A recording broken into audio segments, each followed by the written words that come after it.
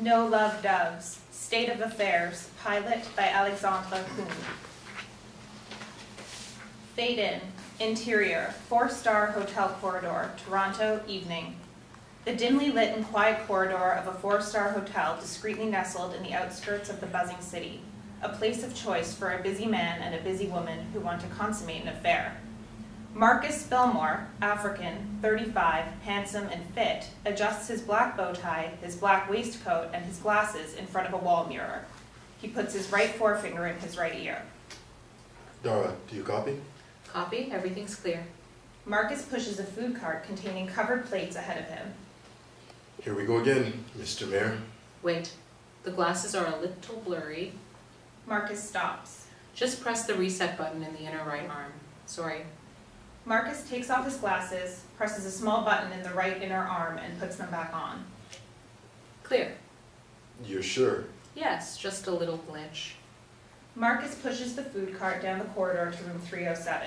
He knocks. No one answers. He knocks again. Yeah? Room service? Kimmy, Caucasian, 22, cute Lolita, in a sexy black lingerie, opens the door, holding a glass of champagne, half full, in the other hand. Good evening. Evening. Kimmy quaffs her glass as she heads toward the king-size bed. Interior, room 307, continuous, evening. Marcus gets in with the food cart and closes the door behind him. He hears the shower and the exhaust fan and peeks at the ajar bathroom door. He goes to the table, takes the items off the cart, and places them neatly on the table as Kimmy, seated on the bed, pours herself more champagne from the bottle. Steak frites salad and a pan-roasted market fish, yes? Uh-huh. Okay, wait a minute. We might have a little problem here. What is it? Gosh, I hope I didn't mix up the orders. We had a few cases of allergy last year because of the truffle emulsion that comes with the fish. Some patrons want it, some do not. Just to be sure, was your order with or without the truffle emulsion? I have no idea. It wasn't me who ordered, actually. It was the gentleman. Oh. Is it that important? He eats pretty much everything as far as I know. Well, I don't want to scare you, miss, but that patron last year didn't know he was allergic. Almost died. I had to resuscitate him myself. You're serious? Oh yes, trust me, truffles can be deadly for some people. Maybe you should check with the gentleman, just as a precaution. Beat. Kimmy puts her glass on the bedside table, sighs, and gets up. She heads toward the bathroom when she trips over a high-heeled shoe, but doesn't fall. Ow, fuck! Are you alright? Stupid shoe, yeah. Kimmy goes to the bathroom door and sticks her head in the bathroom. Babe? No answer. Babe? Yeah? The fish, do you want it with or without? I'm sorry. What is it called again? The truffle emulsion. What's that? Do you want the fish with or without the truffle emulsion? Marcus comes closer and adjusts his glasses as he positions himself so that he can peek at the men in the bathroom. The truffle emulsion? What's that? Kimmy turns toward Marcus for an answer. The extra sauce for the fish, sir. The shower stops. Who's this? Room service, sir. Are you allergic to truffles, sir? Not that I know. I don't think so. Then should we keep the extra sauce? Yes, it's fine. Do you need anything else? No, thank you. All right. I'm sorry for the inconvenience, sir. No problem. Marcus goes to his cart, takes his time to flip the pages of his notepad, and ticks off the order. A cell phone rings briefly. Kimmy takes her cell out of her expensive white leather purse on a chair, checks it, and texts rapidly. All right. Uh-huh. Again, I apologize. I just needed to make sure. Sure. Kimmy rapidly puts her cell back into her purse. Well, thank you. Marcus pushes the food cart towards the exit. As he passes the bathroom, he catches a glimpse of a medium-height, chubby blonde man going gray in a white bathrobe from behind. His face is indefinable in the steamed-up mirror. Enjoy your meal, sir. Thank you. Marcus exits and closes the door behind him. Victor Marlowe, Caucasian, 46, 5'7", chubby, comes out of the bathroom. He sees the food on the table and heads toward it. Jesus, I'm starving. Kimmy steps in before V. Marlowe gets to the table. What about skipping to dessert? I'd love to, honey, but I can't keep up with you without some real food first. Could you close the curtains, please? Come on, we have such a nice view. You know I have to be discreet, Kimmy. Close them. Please. Thank you. V. Marlowe uncovers a plate, grabs a fry, and pops it in his mouth as Kimmy goes to the window, gazes at something, out the window, for a brief moment and closes the curtains. Interior, 4-star hotel, staircase, evening. Marcus opens the staircase door. A young man, mid-20s, seated on the stairs, gets up. Marcus takes off his black bow tie and his black waistcoat and hands them to young man. So how'd it go? I can't tell you. It's confidential. Sorry. Marcus gets his wallet and takes 2 $100 bills from it and gives them to young man. Thank you very much. Anytime, detective. The food cart's right behind. All right. Take care. You too. Marcus goes down the stairs as young man pockets the money and puts his black waistcoat on. Interior, van, back, night. A desk with 2 big screen laptops, a small audio mixer, and a paparazzo camera, long zoom lens. Dhara Sani, Indian, 27, cutie hidden behind glasses and a quite conservative look, is slouched on a chair in front of the desk. She straightens up when she hears someone get in. Marcus joins her through the front and sits on a stool. He sighs, takes off his glasses, and hands them to Dhara. So what do we do now? We wait for another chance. What else? So our infrared footage won't do for the wife? Even if it wasn't on infrared, I doubt it would do for her. She only wants one footage in the act. That's ridiculous. But it makes sense in a way. Husband is the mayor and a press tycoon. She doesn't want to leave nothing to chance. That's why she can't squeeze every divorce penny out of him, plus a public confession Clinton style. You think she'd go that far? After all the scandals he's made her go through, I'd be surprised if she didn't. She's always supported him, though. Even through the neighbor's domestic assault calls last year. Why now? I don't know. The last straw? From what she tells me, she's determined to nail him. Literally speaking. Literally speaking? I'd nail that fat, selfish bastard to a cross if I could. Her words verbatim. Wow. Tonight's a dead end. We're both beat. Let's call it a night. I'll try to smooth things over with her tomorrow. Buy us more time. Okay. Interior, Marcus house, hallway, night. A fairly spacious and cozy 2-story house, 100 square meters. Marcus gets in and closes the door behind him. He puts his coat in the closet and heads toward interior, Marcus home, living room, continuous. Babe? No answer. Marcus sees an almost empty red wine glass with a half-empty red wine bottle next to it on the coffee table. The 60-inch plasma TV is on with no sound. Discovery Channel. A diver observes a beluga whale underwater. Interior, Marcus house, living room, continuous. Marcus goes up the stairs to the 2nd floor.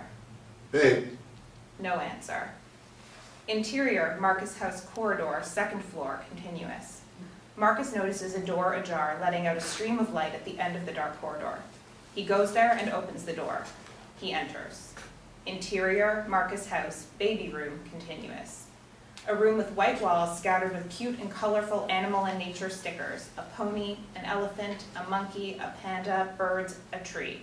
A nice baby girl's room.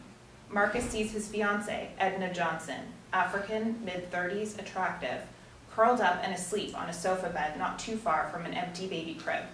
He crouches down next to her. Babe? Edna wakes up with a start, lost and hungover. You're home. Marcus sits next to her on the sofa bed. Eat. How's your day? Busy. Eat. Your mom called What did she want? to know how I'm doing. Eat. Marcus grabs Edna's hand and caresses it.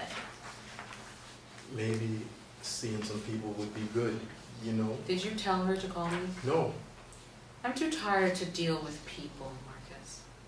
At least, are we going to talk about it? Eat. Jesus. I'm going to bed. There's food for you in the oven. Marcus scans the room sadly. Interior, Marcus Edna house, kitchen, night. Marcus eats lasagna as he stares into space in silence. Interior, Marcus Edna house, basement, night. Marcus, in sportswear, ferociously lets off steam on a sandbag through hard and fast punches. Interior, Marcus Edna room, night. Marcus joins Edna, who is asleep in the bed. He looks at her face, then caresses her shoulder. She shifts and turns the other way. Marcus stares at a photo of him and Edna hugging each other, happy in love, on the nightstand. Interior, Marcus Edna bathroom, morning. Marcus shaves his face with an electric shaper. Interior, Marcus Edna room, morning. Marcus adjusts his suit jacket as he looks at Edna, who is asleep. He crouches next to her, kisses her forehead, and leaves. Interior, Marcus office, Eagle Eye Investigators, Inc., morning. A video, recorded with 2 camcorders from different angles, plays on a 42-inch flat-screen TV. Interior, Mall Underground parking lot, day. Kimmy, sexily dressed, walks towards a black BMW sedan with tinted windows as she holds a bunch of fancy store shopping bags. She opens the car back door, puts her bags in, closes the door, and goes sit shotgun. Zoom in and infrared mode. Claire Marlowe, Caucasian, early 50s, classy and well-preserved, seated in front of the TV, can make out her husband, V. Marlowe, wearing a toupee and a fake mustache, who goes all over Kimmy. He tries to kiss her neck and grabs her breasts as she pushes him away. Not here. People can see us. Not through those windows. What about a little mustache ride, huh? Oh, come on. Let's go. Stop it. Stop. V. Marlowe finally lets go of Kimmy, starts the car, and drives off. Marcus pauses the video. This was 2 days ago. It's the most explicit footage we could get of your husband and his mistress. Jesus, Victor. How old is this kid? Our investigation indicates that this young woman works for an escort company in town. Well, of course. She's 22 according to her profile on the company's website. What's her name? We just have an alias, Kimmy. So, that's all you have? So far, your husband's quite meticulous about his outings. I wouldn't have hired you if I didn't know that, Mr. Fillmore. And you must know that what you just showed me is worthless, legally speaking. Didn't they go to a hotel? They did. We managed to get access to the room they checked in, but we couldn't catch them in the act. Couldn't you identify him clearly, at least? No. We'd like you to give us a little more time, Ms. Marlowe. It's been 5 days already, and you haven't given me one conclusive proof. I think it's time I go to an agency that actually lives up to its reputation. Give us 2 more days, please, and I assure you we'll get you conclusive proof of your husband's infidelity, legally speaking. If we don't, you won't be charged for those extra days. Beat. You have until tomorrow, same time. Thank you. Marcus walks C. Marlowe to the exit door. C. Marlowe exits. Interior, Eagle Eye Investigators common work area, continuous. C. Marlowe gives an ice-cold look to Dhara and Sydney Porter, Caucasian, mid-30s, boyish, blonde, short hair, who are at their desks. Sydney types on her laptop as Dhara screws on the branches of camera glasses with a small screwdriver. Marcus joins them, and they look at C. Marlowe exiting. Still wants her porn flick, huh? Yep, by tomorrow morning. Do you think that's doable? We have to do it. From the entrance, Luke Walsh, Caucasian, 29, pretty boy with a lobster 10, comes in. Hey people, it's Luke who's here. Wow, a roasted lobster that talks. Ha! Now I thought I knew a dirty cheap man after Thailand. You do look a bit burnt. But I'm not. This is spray tanning. And for pale redheads like me who dream of a good vacation tan but just fry under the sun in a heartbeat. I've heard it actually increases your risk for skin cancer. I've heard the opposite, and I've been told I look great, so whatever. How was Thailand? Fantastic. Beautiful beaches, great food, amazing people. Bangkok's nightlife is just crazy. So those 15-year-old Thai girls are that entertaining? You know, Porter, nice try at sounding smart like your idol Ellen DeGeneres. But you still look like a stupid pale copy. Screw you. You may like it. Who knows? Okay, Catch a guys. nasty STD from your dirty dick, no thanks. Oh, guys, this is a workplace. Beat. Sorry, boss. Sorry, boss. Marcus goes to the coffee machine, gets a cup, and pours himself some coffee as Luke heads towards his desk and sits behind it. Hey, boss. Was it the mayor's wife I just saw getting out? Uh-huh. The mayor's cheating with an escort. The wife wants us to bust him in the act. Wow. That's a challenge. Any luck with that? None. The guy's too careful. I'm talking hair pieces, fake beards, and mustaches. That makes sense after being busted on video smoking crack cocaine last year. What doesn't make any sense to me is how the hell he got reelected. Someone explain that to me. Marcus takes a sip of his coffee. Well, he looks like the common man, acts like the common man, which makes him look trustworthy to people, in a sense, I guess. Doesn't spend taxpayer money crazily like the previous ones. The guy spent our tax money in booze and crack. He went to rehab for God's sake. Marcus grabs a chair nearby and sits. Every man has his flaws. As a mayor, it's not that bad. He's a sexist, definitely homophobic, probably racist. What do you think, boss? I think it's our job to bust him, not to judge him. Which brings us to our next point. Business. Listen. I'm sure you've all noticed that the workload has been quite low lately.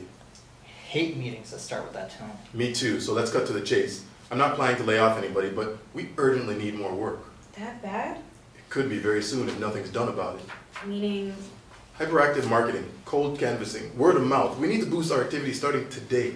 Even with a case like the mayor's? That case is pretty much our lifeline right now. wow. How's your weird case coming?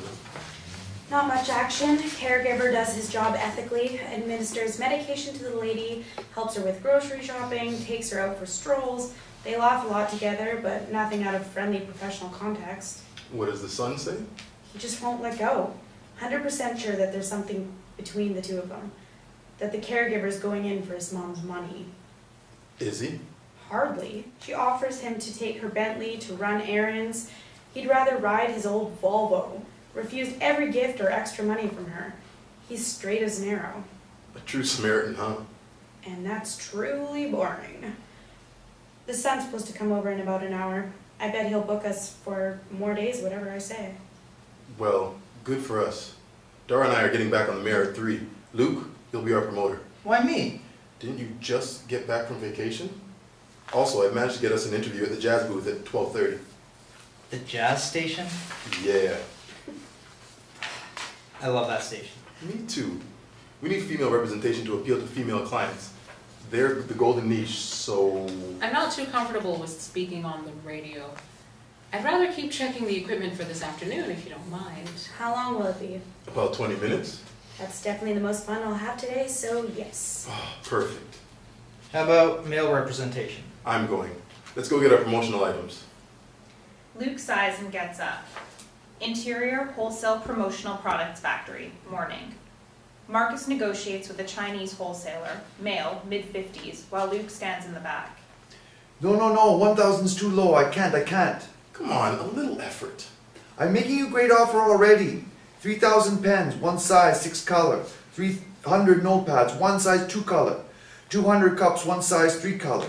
$1,209 plus tax. You take or you go. You take? It's too much. 1,000. That's all I can put. Not enough. $1,209 plus tax. For everything is nothing, brother. Come on, you take? Sorry, it's too much. Okay, let's go. Okay, wait. 1,000, okay? 1,000? Yeah. How long is it going to take? Huh? How much time? 2 hours. For everything? You company logo, address, phone number, fax numbers on everything. Get to work. Interior Marcus car, morning. Marcus drives his black amethyst Nissan Rogue as Luke rides shotgun. They stop at a red light. A stunning babe crosses the crosswalk right in front of the car. Goodness, woman, the best luscious thing on earth.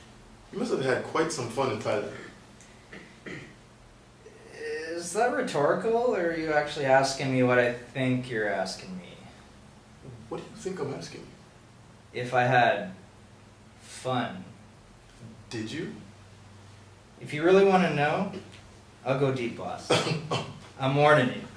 Alright, no need. Ever thought you might be a sex addict? Not really. I just love women. Like a man. A good pair of tits, a nice and round ass. Which man doesn't? If he's straight, right?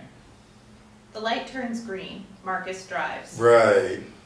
Didn't you go alone to the Dominican Republic last year? I did. How was it? Unforgettable.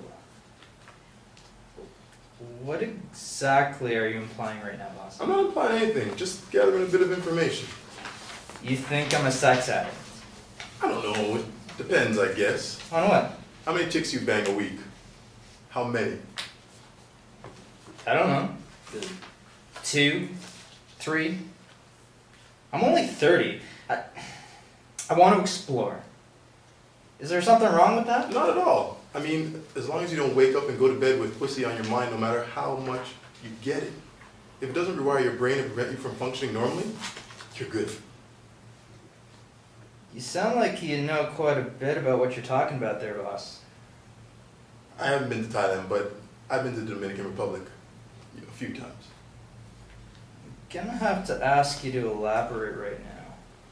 Marcus's cell phone rings on the dashboard mount. The screen displays Mom. Wait, I gotta take this. Marcus pulls over, grabs the phone, and gets out of the car. I'll be right back. Okay. Exterior, street, continuous, morning. Marcus picks up. Mom, I'm fine. Look, I really appreciate you trying to help us. What really we need for the moment is peace and time. No, I'm not mad. I'm just, look, I'm at work. Just don't worry. We'll get through this, and if we need you for that, we'll call you, okay? I know, but for now, she just wants to be left alone, so don't call her.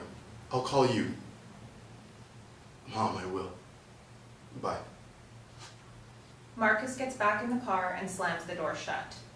Interior, Marcus' car, continuous, morning. Marcus drives off. Beat. Everything all right? Yeah. Interior, Sydney office, Eagle Eye investigators, day. Sydney shows Randolph Bagley, Caucasian, 33, neatly dressed, stuck up, in her office. R. Bagley enters. Please, have a seat, Mr. Bagley. R. Bagley sits. Sydney sits behind her desk, opens a drawer, gets a large brown envelope from it, and closes it. As we agreed during our second meeting, we continued the intensive surveillance on your mother and her home caregiver during his work hours. You can judge of the status of their relationship with these photos. R. Bagley takes the envelope and opens it. He pulls a small stack of photos from it and carefully looks at them one by one. Photos. A handsome, fit man, Caucasian, early 40s, gives a subcutaneous paraffin shot to a well-preserved older woman, Caucasian, 60s, on the region of the stomach. The lady's shirt is pulled up to under her breast, and the man and that lady both smile. The man walks in a park with the lady at his arm, both laughing. He gives her a foot massage, both smiling. They cook together, both smiling. So, again, as you can see on these photos, nothing clearly indicates that your mother and her caregiver are sustaining a loving relationship. No, there must be a mistake. You must have missed something. Mr. Bagley, can I ask, what makes you so sure that they have an intimate relationship? I know my mother. She isn't the same since that caregiver got into my father's house, okay? I know he's after the money. This man... Etienne Durand. That's his freaking name. Freaking French. Give him an inch and they take a yard. How do you know his name? My mother just can't stop blabbering about him. Etienne this, Etienne that. I'm sick of it. Well, to be honest with you, I think this man is just an honest man who cares about your mother as a caregiver. He's manipulating her, okay? Can't you see that? You need to open your eyes. Your father, you told me him and your mother are separated, right? Yes, but they're still married, and it's only been 8 months for God's sake. And what does your father think about the situation? I can't tell him. The poor man wouldn't bear it if he knew. My father struggled his whole life to give everything to that woman, and that's what he gets. Jesus. Beat. Okay, Mr. Bagley, I think we can conclude based on all the proof I gave you. Some fucking great proof you gave me. Excuse me? I'm sorry. I shouldn't have said that. All I'm asking is that you shed light on this. Please, I'll pay your price, okay? Okay.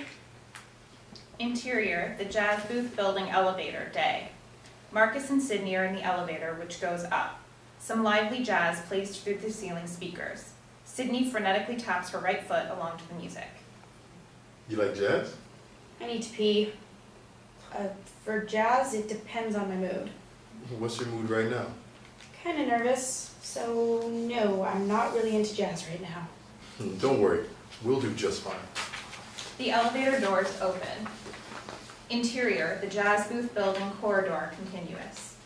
Marcus and Sydney exit and see Fleece, African, mid-50s, tall and bulky, on the phone in front of a door a few feet away. Fleece sees them. Alright, gotta go. What's up, nephew? Hey, uncle? Both men hug each other. My colleague, Sydney Porter. Sydney Porter, who must catch all the cheaters in the heat of the night, like in the movie. Hi. They shake hands. Hi, sir. Funny thing is, my mom loved the movie so much she named me after Sidney Poitier. True story. Well, I think your mama has great taste. Probably great genes, too. Oh, well, thank you. You're most welcome, honey. Call me Fleece. Let's go in. Excuse me, do you have a bathroom inside? I need to go. Second door on the left. Thanks, I'll be quick. All right. Sydney gets in the restroom. I tell you, white woman's got back too. How's your mama? She's fine. And your woman's holding up? The baby's coming out in about 2 months, right? Fleece's cell phone rings. He checks the caller ID and sighs. Clarice, wait. Yeah. What did I say, Clarice? I said I do it. Just, what time you need it by? 6:30? How do you expect me to get your ground ginger by 6:30? Clarice, I finish at 6:30. You expect me to teleport? I said teleport, like in Star Trek. Jesus, you stop yelling at me, woman, or you get nothing. Look, I'll be home at 7, okay? Now please stop calling me every 5 minutes. Bye. Jesus. How's Clarice? You heard. Annoying. Keeps calling me for nothing and sending me on the dumbest errands lately. Huh? Why? What do you mean, why? I don't know. You don't know. Don't play detective with me, alright? I'm your uncle. Sydney comes out of the toilet. Let's go. Interior, the jazz booth, broadcast booth, day. Fleece, Marcus, and Sydney are all seated in front of their microphones. The lively jazz track, author's name and title invented, ends. And that was the Mad Quartet. Beautiful jam session they just took on with the track Buzzin'. Now time for our original business segment. For those who don't know, every week I invite an original local business owner to make us discover his or her original business. Today I'm with Marcus Fillmore, who is the founder and owner of a company called Eagle Eye Investigators. That sounds mysterious. Hello, Marcus. Hello, Fleece. Could you please explain to us what it is that you do? Sure. Eagle Eye Investigations is a company I founded 4 years ago. We're a team of 4 investigators who exclusively work on cheating cases. Cheating cases? Exactly. For example, if someone needs to confirm their suspicions about a cheating spouse or needs concrete evidence to back up their divorce case, we help them. Interesting. Now here's a case for you. I suspect my wife's cheating on me. I'm tormented, anxious, can't sleep, right? Obviously. Not that my wife ever cheated on me, by the way. I mean, I hope so. I've heard that women are better cheaters than men anyway. If I may interrupt, please. Sydney Porter, private investigator at Eagle Eye Investigators. I think that is a misconception. No, women are not better cheaters than men. As a woman and a PI, I found that men are just less observant than women, and as such, less likely to pick up on the signs that their partner is cheating on them. But that's obviously a subject we could debate for hours. Sorry for barging in. That was very rude, Sydney. Sorry. I won't do it again. And she's blushing now. Okay, you're excused. Since I'm a nice guy and we do have a lot of female listeners who'd probably be interested in your opinion, I'll come back to you later. But can you keep quiet until then? Yes. All right. Marcus? Yes. Interior, Eagle Eye Investigators common work area, day. Luke and Dhara eat some Chinese takeout at their desks as they listen to the interview on a radio set. She just wouldn't shut up. Shh, I'm listening. As I was saying, I suspect my wife's cheating. I'm tormented, anxious, I can't sleep, I have no tangible proof, and I'm embarrassed to talk about it to anyone. What do I do? Interior, fancy restaurant, afternoon. C. Marlowe scornfully stares at her husband, V. Marlowe, stuffing himself with a filet steak while she delicately eats some salad. He smiles at her. She smiles back. First, I truly believe this is nothing to be embarrassed about. You know, often we get calls from clients who suspect their partner or spouse of infidelity. I'd say, if you have doubts and need peace of mind, then it's only normal to want to find out if your suspicions are real or imagined. Why should you blame yourself for caring about your relationship? But what if I'm wrong, though? Interior, R. Bagley car, afternoon. R. Bagley, parked, watches the entrance of a fitness center through his windshield. Etienne, in sportswear, exits the fitness center carrying a sports bag and walks to his well-maintained 1991 Volvo 850 parked by the curb. He gets in, starts the car, and drives off. R. Bagley tails him. At least you'll be certain, based on proof. And our investigation is fully confidential and we remain invisible throughout. Your spouse or partner will never know that he or she was being investigated. Your relationship will be safe. Interior, Eagle Eye Investigators common work area, afternoon. Dhara snaps photos of people walking down the street out the window and checks their quality on the LCD screen as Luke types on his desktop. Great! What is? I just got us a nice list of 500 potential clients. How? I emailed a friend who works at a sales leads company. I had to give him our zip code and the attribute of our target clients, and that's it. Smart, huh? Way to go. I know exactly where to go now. Women hair salons, women fitness clubs, beauty shops, and malls. What a surprise. What? Women are the golden niche. You heard the boss.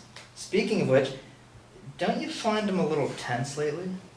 Dhara turns off the camera and puts it in its black hard case, which contains different accessories: battery charger, batteries, and cables.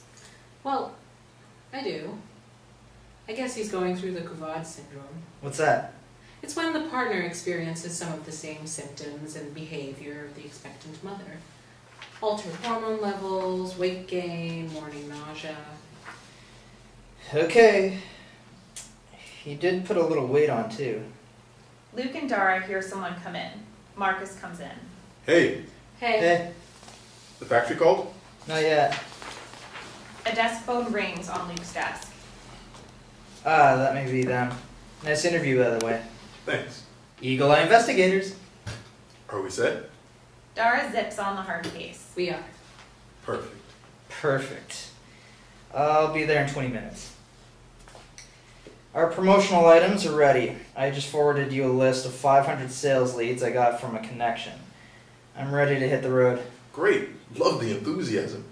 I got you something to boost it, actually. I know canvassing sucks. Marcus hands Nick a 3 CD set. The best contemporary jazz bands jamming at the booth. Autographed by someone. You said you love the station, right? Yeah. Wow. Thanks, boss. I'll play them on the road for sure. You're welcome. Let's go. Yep. Dhara grabs the hard case trolley handle and they all leave. Exterior, outside Toronto Town Hall, afternoon. Mayor Marlowe walks out of the town hall with 3 beefy bodyguards. They are greeted by a heap of news reporters and TV channels' cameras. Mr. Mayor, how do you feel about the denial of your first motion after your great victory last week? Disappointed, obviously. Especially for all the underprivileged kids whose dream of playing basketball in their great city's team court was just shattered. Even though at a ridiculously low cost to the city. But what can you do? Some people can only have their interests at heart, sadly. Who are you referring to exactly? Oh, those money grabbers know who they are. Mr. Mayor, is cutting the land transfer tax still on your agenda? Absolutely. That's an objective you were supposed to reach during your previous term. Well, pal, saving $1 billion to this city like I did during my first term took a lot of work and a lot of my time. Now that this is done, I can focus on the land transfer tax wholly, and I'm on it. Now, if you'll excuse me, I have to visit some care centers. Mr. Mayor, are you planning to attend the Toronto's Pride Parade next week? Mr. Mayor, are you planning to attend Toronto's Pride Parade? Maybe. V. Marlowe goes through the heap of reporters shielded by his bodyguards. They reach a black Cadillac Escalade. V. Marlowe gets in with one bodyguard and the car leaves. Interior van outside the town hall, afternoon. Dhara, behind the steering wheel, and Marcus, shotgun, are positioned. Dhara starts the van and tails the mayor's car. Marcus's cell phone rings. He takes it out of his pocket and sees Mom on the LCD screen. Jeez. Hello? Wait, Mom, calm down. What's going on? You tried her cell phone? Okay, I'll be right there. Dhara, I'm gonna have to let you handle this one. Sorry. Okay, nothing serious, I hope? I hope so too. Don't lose him and I'll call you, alright? Alright. Dhara pulls over. Marcus gets off and runs to the metro station close by. Dhara drives off. Exterior residential neighborhood, afternoon. A cab dashes out of a turn and abruptly stops in front of Marcus's house. An ambulance is already there with its rotating lights on. Marcus's mother, Judith Fillmore, African, mid-60s, is in front of the open door, crying in her blood-stained beige dress. Marcus dashes out of the cab and runs to her. What happened? She did something bad to herself. Marcus, upstairs. Marcus rushes in the house. Interior, Marcus Edna house hallway, continuous, afternoon. Marcus rushes upstairs. Interior, Marcus house corridor, second floor, continuous. Edna! Don't let him in. Marcus rushes to the baby's room, and paramedic 2 blocks his way at the room entrance. What's going on? Marcus sees Edna's inanimate body in a huge blood stain on the floor as paramedic 1 applies the automated external defibrillator pads on her chest. Jesus, Edna. Sir, please, I need you to wait here and just let us do our job. Marcus steps back, and paramedic 2 closes the door. A few seconds later, Marcus hears the first defibrillator shock. Interior, Sydney car, upper-class neighborhood, afternoon. Sydney, parked, loses her Tetris game on her smartphone. She sees Mrs. Bagley and Etienne exiting a big and nice house about 600 feet away. They get in a silver-gray convertible Bentley parked out front. Etienne gets on the front driver's side as Mrs. Bagley gets on the passenger's front. That's new. The Bentley leaves. Sydney tails it. Exterior, fancy restaurant terrace, afternoon. Mrs. Bagley and Etienne are seated at a table. A waiter brings them 2 glasses of white wine. I don't have the choice, do I? No, you don't. Interior, Sydney car, afternoon. Sydney, through her camera with telephoto zoom lens, watches Mrs. Bagley and Etienne toast. Exterior, fancy restaurant terrace, continuous. Mrs. Bagley and Etienne toast. Happy birthday to a wonderful young man. Thank you. They sip their wine and put their glasses on the table. You have no idea how good it feels to have you in my life, Etienne. I'd be lost without you. I'm very happy that you have you in mind as well, Catherine. I have a present for you. Mrs. Bagley digs in her fine leather purse. I told you, all I need from you is to be healthy. And I am, thanks to you. Mrs. Bagley gets a small wrapped watch box out of her purse and hands it to Etienne. Here, for everything you do for me. I'm just doing my job. Open it, please. Etienne takes the gift, unwraps it, opens the box, and discovers a dazzling gold watch. Wow. I cannot accept this. You'll make me very upset if you don't. Here, try it on. Mrs. Bagley takes the watch out of the box and puts it on Etienne's wrist. Oh my God, it suits you perfectly, doesn't it? It's beautiful, I must say. It's yours. Happy birthday. Catherine, I... Just accept it, please. It comes from the bottom of my heart. Thank you. Thank you so much. Mrs. Bagley grabs Etienne's face and kisses him passionately. Interior, Sydney car, continuous, afternoon. Sydney snaps photos of the kiss. Wow. Exterior, fancy restaurant terrace, continuous, afternoon. Etienne gently pushes Mrs. Bagley away. Whoa, Catherine, this was... So inappropriate, I know. I'm so sorry. I just... I don't know what crossed my mind. I couldn't help myself. Oh my God. Catherine, it's all right. I'm in love with you, Etienne. Beat. Oh my God! Patrons quickly get up and run away as R. Bagley advances towards his mom and Etienne's table with a small 9mm pistol pointed at Etienne. I knew it! Interior, Sydney car, continuous, afternoon. Sydney sees R. Bagley. Oh God.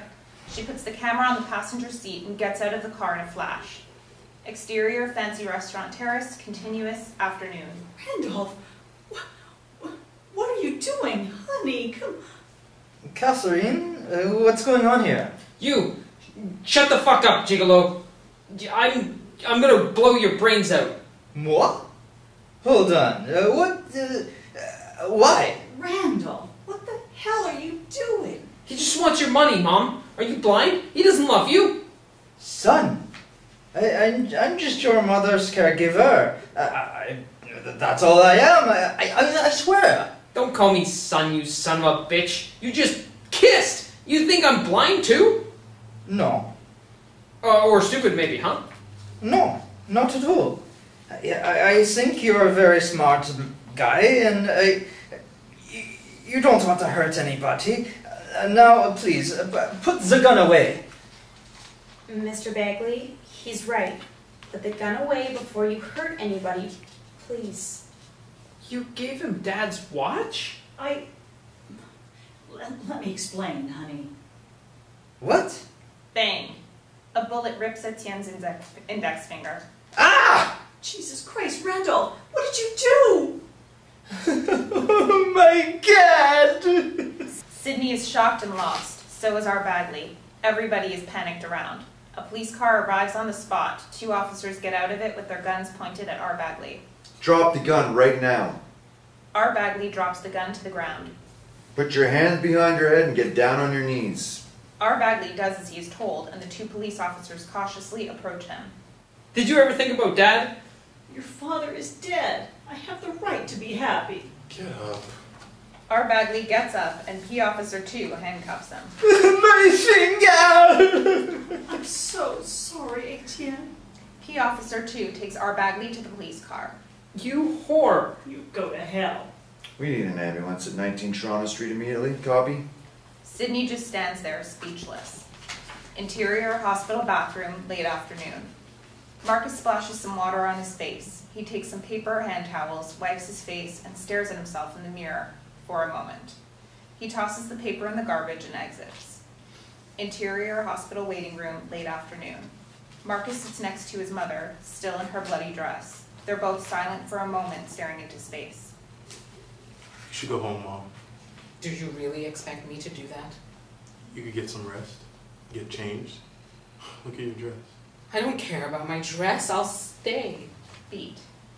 So, you were in the area? Listen, Marcus, I don't mean to invade your lives, no matter what you may think, but I know how it feels to lose a baby. When I called yesterday, she sounded so lost. She needs time. She is depressed, Marcus. She tried to take her own life. Look at me. I was just like her when your baby brother passed away. You remember? I just want to help. Jesus. Sorry, Mom. I don't know what to do. I have no freaking clue. Don't lose hope. God will help us. Dr. Phillips comes over. Marcus and Judith get up. Surgery went fine and we managed to stabilize her vital signs, but she had severed an artery and lost a lot of blood. She's in a coma. Can I see her? Sure. Please follow me. Marcus and Judith follow Dr. Phillips. Interior hospital ICU room, late afternoon. Marcus gets in and closes the door behind him. He sees Edna, who lies in bed, unconscious but breathing. She's hooked up to a blood bag and a physiologic saline solution bag through an IV line and a monitor. Marcus looks at her bandaged wrists and all the medical paraphernalia. Why didn't you talk to me? Exterior hospital parking lot, late afternoon. Marcus and Judith walk toward Judith's red Toyota Corolla. You're sure you don't want me to drop you off? No, it's okay. I'll take a cab. Just go home. I'll call you. You promise? I promise. Judith and Marcus hug each other. We must keep the faith, son. All right? Yeah. Marcus opens the door for his mother, who gets in. He closes the door. She starts the car and drives off. Marcus walks out of the parking lot to exterior road sidewalk, continuous, late afternoon. Marcus wanders along the road, his hands in his pockets, staring into space like a lonely soul. After a moment, a loud truck horn brings him back to the busy world. Marcus observes the fast-paced road traffic, takes his phone out of his pocket, dials, and puts the phone to his ear. Hey boss, how are you? I'm okay. So nothing serious, I hope? Nothing I can't handle. How's it going with our subjects? He's been quite social all afternoon in various care centers. Didn't miss a chance to have a social drink. Interior, fully elder care center, reception room, late afternoon. Dhara walks among a scattered crowd of Asian senior citizens with her phone to her ear. She observes V. Marlowe, who is seated at a buffet table with an older Chinese man, mid-60s, in a neat black suit. The table contains a neat display of Chinese snacks in white porcelain plates and blue and white corked porcelain bottles and tiny teacups. Both men hold a teacup with both hands. They toast and bottom up the content as some press photographers around them take photos of the scene. Hit me one more time, dear. Is he drunk? He's quite joyful. Definitely tipsy. Standing behind the buffet table in front of both men is a young Chinese woman in a traditional Chinese dress who gingerly pours some yellow wine from a small white porcelain pitcher into the teacups on the table. Where are you guys right now? Fully geriatric care center. It's on McNichol and Midland in Scarborough. Okay, almost 6. I doubt he'll come back to his office. Me too. V. Marlowe and the older man take their teacups from the table. I can be there in 30. He might leave before. You can call me when you're at Scarborough Center and I'll give you my position. Alright, let's do that. See you. See ya. V. Marlowe and the older Chinese man bottom up the content of their cups. This wine is just exquisite. Wow. One last one, please. Interior van, outside Foley Center, evening. Dhara observes the Foley Center parking exit. The mayor's black Cadillac Escalade exits. Dhara tails it. Interior van on the road, evening. Dhara tails V. Marlowe's Escalade, which takes a left at a busy intersection. What are you gonna do now, Mr. Mayor? Interior mayor car, continuous, evening. V. Marlowe exhales the smoke of his cigarette out his open window as he sings along with the loud country music playing on his stereo. Exterior, luxurious condo building area, evening. V. Marlowe takes a right and stops in front of a building parking barrier gate. He applies a magnetic card on the card reader, the barrier rises up, he gets in, and the barrier comes down. Interior van, luxurious condo building area, continuous. Dhara sees the mayor's car getting in the parking lot. Shoot. Dhara parks the van and drums her finger on the steering wheel for a moment. She gets out of the van. Exterior street, luxurious condo building area, continuous. Dhara unties her hair, unbuttons her shirt, and just enough to make a man want to peek in, takes off her glasses, and walks toward the building entrance. Interior, condo building, underground parking lot, evening. V. Marlowe adjusts his toupee and fake mustache using the rearview mirror. He gets out of his car and locks it with his car remote as he heads toward the elevator. He presses the elevator call button. Interior condo building, lobby, evening. Dhara gets in, locates the 3 elevators at the end of the lobby, and heads toward them. She passes a beefy security guard at the surveillance desk. Good evening. Evening, miss. Dhara goes in front of the 3 elevators and looks at the elevator position indicators. One goes up, one goes down, and one reaches B1. Dhara calls the ladder and waits. The elevator that goes down reaches the ground floor and opens. A handsome man in a fine gray suit exits. Hello. Hello. The man briefly looks back as he leaves. The elevator doors close and the elevator goes up. Dhara waits. Excuse me, miss. Yes?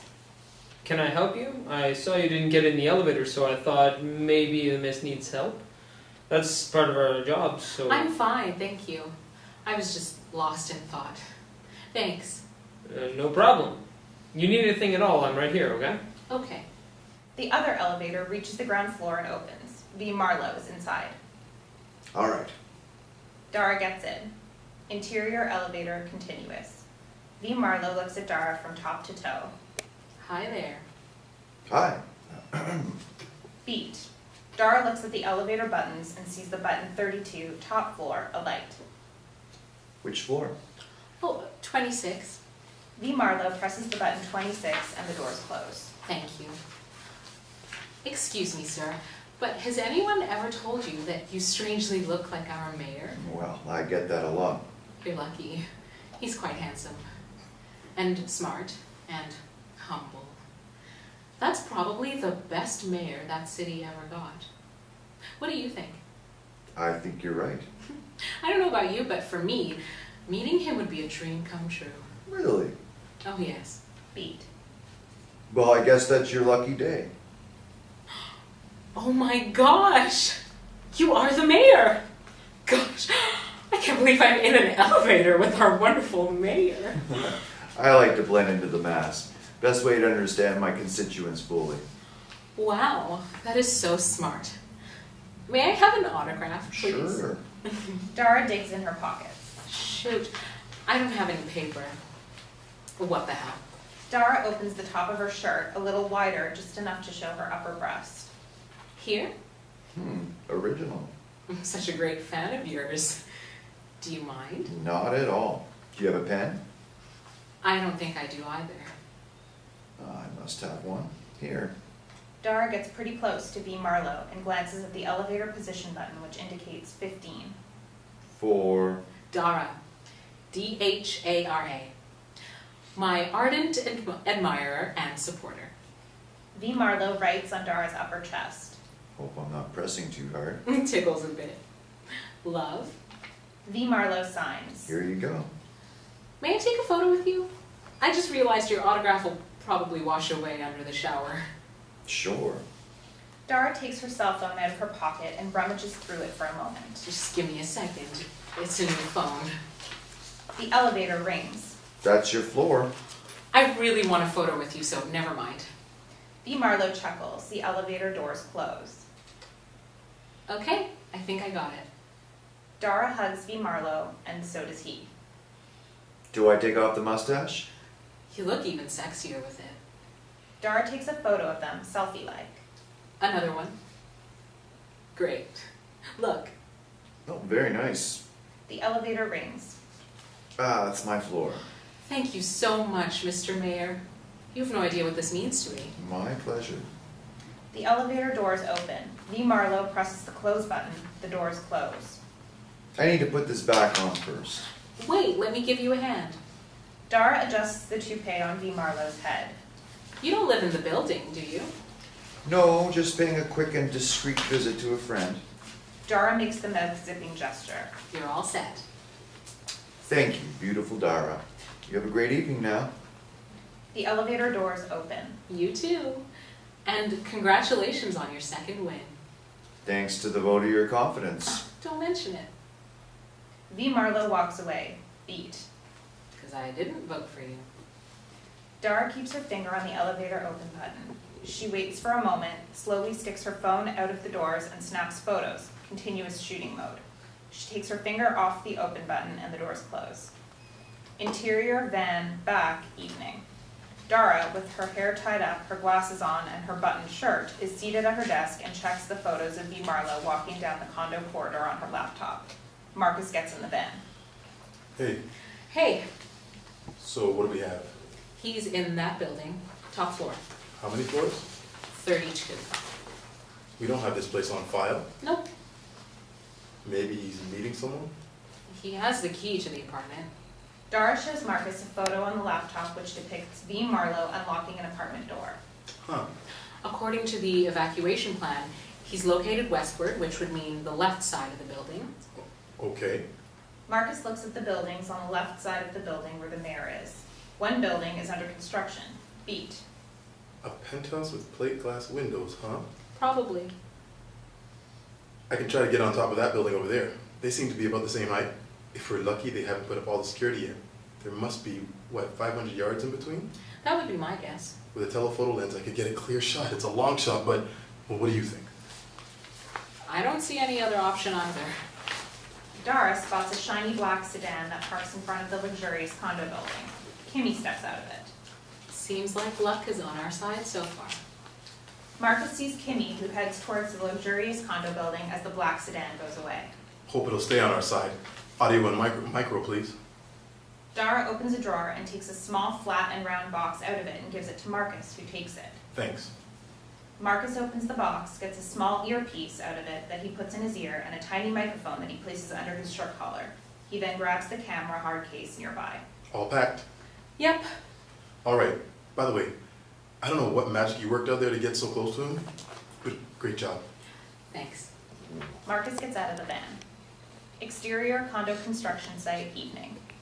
Marcus arrives in front of an 8-foot construction site protective fence. He slips the extended trolley handle of the hard case on his right shoulder and climbs the fence. On top of the fence, he manages to grab the grab handle of the case, gets the case over the fence, and drops it to the ground as gently as possible. Then he gets over the fence and jumps to his feet. He grabs the case and jogs toward the building. Exterior, unfinished building, evening. Marcus spots a construction elevator on the exterior of the building at the ground floor. He goes there, looks up the mast tower sections of the elevator, which leads to the top of the building, and gets in the elevator. Interior construction elevator, continuous, evening. Marcus sees 3 buttons: upwards arrow, downwards arrow, and stop. He presses the upwards arrow and the elevator starts going up. I'm going up. Great. As the elevator goes up, Marcus contemplates a panoramic view of the city full of lights. Exterior building rooftop, evening. Marcus arrives on top of the building. He opens the elevator door and steps out. I'm on top. Perfect. You must have quite a view. I'll take a snap for you. Thanks. I'm heading westward. Okay. Marcus jogs toward the other side of the building. He jogs around a noisy mechanical room, and just as he gets past it, the mechanical noise stops and he sees a bulky silhouette hunched toward the edge of the building. The bulky man, Caucasian, mid-40s, turns around as soon as he hears Marcus's footsteps on the gravel. Marcus notices a paparazzo camera on a tripod behind the man. Both men freeze for an instant, and bulky man suddenly drops a muffled gun from his back and shoots at Marcus, who takes cover behind the mechanical room just in time. Fuck! Interior van, back, evening. Intercut. What's going on? Boss, can you hear me? Hello? Bulky man cautiously approaches the mechanical room, ready to shoot. He clears one side wall of the room, but just sees Marcus's hard case. He keeps walking around the room carefully. The mechanical noise restarts. Dhara hears it, picks up her cell phone, and dials. Exterior building rooftop, continuous, evening. Bulky man hears a cell phone ring. He quickly goes out to shoot, but only sees Marcus's cell phone on the floor ringing. He barely has time to turn around when he gets a punch in the face from Marcus. He drops on his back and lets go of his gun. He tries to grab the gun, but Marcus kicks it away. Bulky man manages to make Marcus fall on the ground. After a violent brawl on the ground, Marcus knocks out his opponent unconscious with several angry punches. Marcus gets up with difficulty, out of breath. Dhara. Shit. Marcus picks up his ringing cell phone from the ground. Intercut phone conversation. Yeah, Dhara. What's going on? Someone tried to shoot me. What? Are you alright? What happened? I don't know what the hell's going on here, but I'm okay, I think. Should I call the police? No, we have to finish this. Are you serious? Yeah, I'm gonna check if I can see Marlo. Boss, I really don't think... We need this case, Dhara. Just stay put. I'll call you when I'm done. Exterior building rooftop, evening. Marcus checks bulky man's pulse, then goes check his camera on the tripod. He looks into the viewfinder and sees Kimmy in G-string only giving a lap dance to V. Marlowe, who is seated in a comfortable chair and sips a glass of hard liquor. Marcus switches to display mode and sees photos of Marlowe grabbing Kimmy's ass, then burying his face in her ass. Marcus removes the SD card from the camera and pockets it. He opens his hard case, takes an SD card from it, inserts it in the camera, switches to video mode, and presses the record button. He observes Kimmy, who rides Marlowe, clothed, as he takes a mouthful of her tits. Interior van, evening. Dhara is behind the wheel. Marcus gets in and sits shotgun. Dhara sees shoveled and dirty clothes and bleeding lower lip. Oh my god. Let's go. Dhara drives off. Interior, Eagle Eye investigators' common work area at night. Marcus, Dhara, Sydney, and Luke are seated around a desk. So that guy's on top of the roof, taking snaps of the mayor, sees you, pulls out a gun and takes a shot at you? Just like that, yeah. Jesus, and I thought I had a crazy day. Maybe the wife hired someone else. Just make sure to bust her husband. That's a bit far-fetched, don't you think? Is it really? She was getting impatient, right? And she's demanding. The guy didn't look like a PI. More like a contract killer. Beat. And he's still alive, right? He was when I left. Beat. So what do we do now?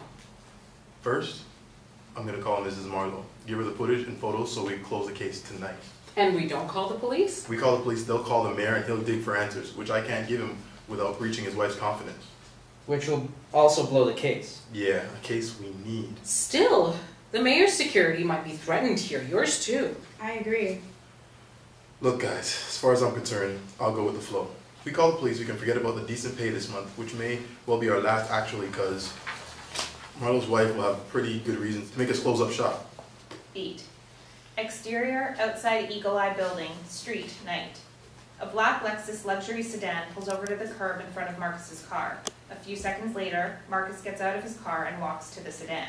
He opens the front passenger door, sits next to C. Marlowe, and closes the door. Mr. Fillmore, Mrs. Marlowe, I've seen you in better shape. I've seen better days. I hope I'm not the one who caused you any predicament. Am I? A bad fall, it's part of my job, occasionally. Marcus takes a large brown envelope from under his vest and hands it to C. Marlowe, who takes it.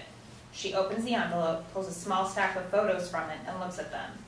V. Marlowe grabs Kimmy's ass. He buries his face in her ass. He takes a mouthful of her tits. She goes down on him.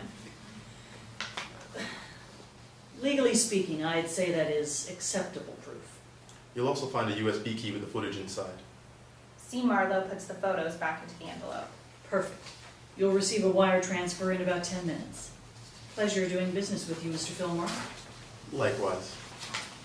Marcus gets out of the sedan, closes the door, and walks back to his car as the sedan leaves.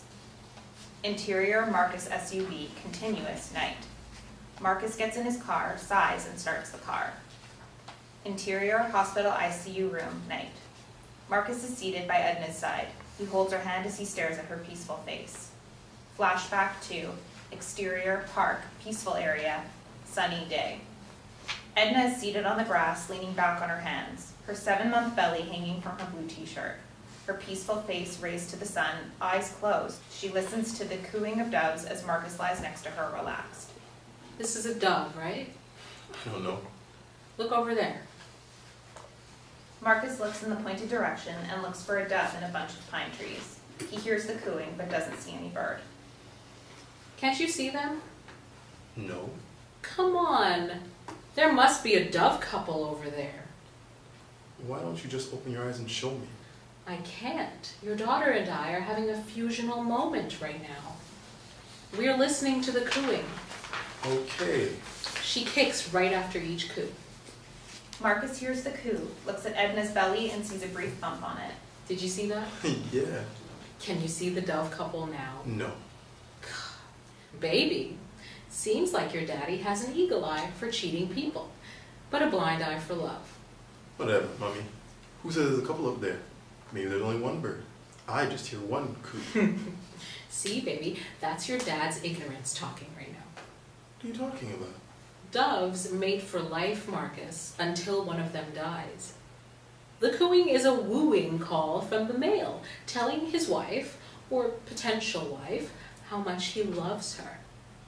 Most people know that. Baby, your mom's just showing off right now because she watches the Discovery Channel more than I do.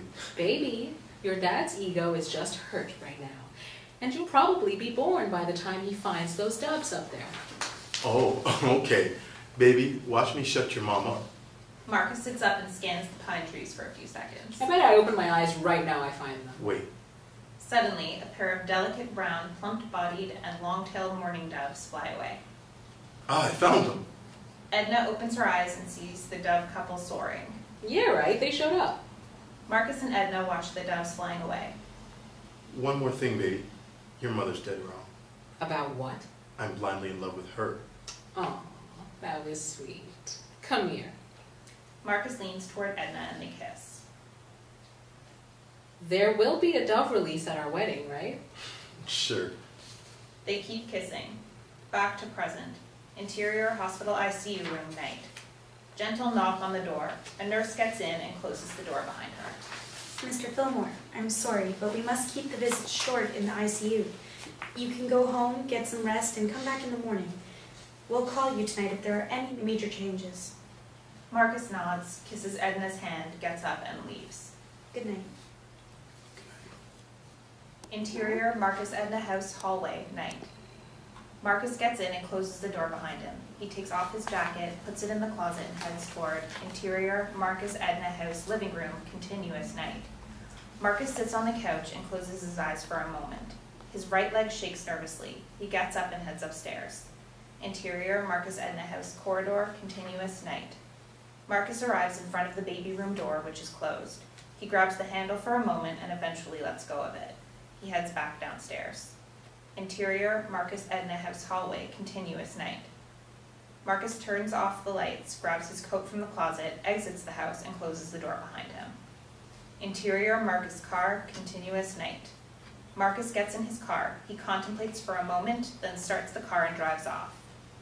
Interior, Marcus SUV, around the city, later, night. Marcus passively drives around the city for an hour with no destination. He finally pulls over to the curb. After a moment, he grabs his cell, pauses, and dials a number. It's Marcus. Can I stop by? Interior, building corridor, night. Marcus gently knocks on an apartment door. A few seconds later, a gorgeous woman, Lynn, mid-30s, in a black silk nightdress, opens the door. Marcus Fillmore. Long time no see. Lynn lets Marcus in and closes the door behind him.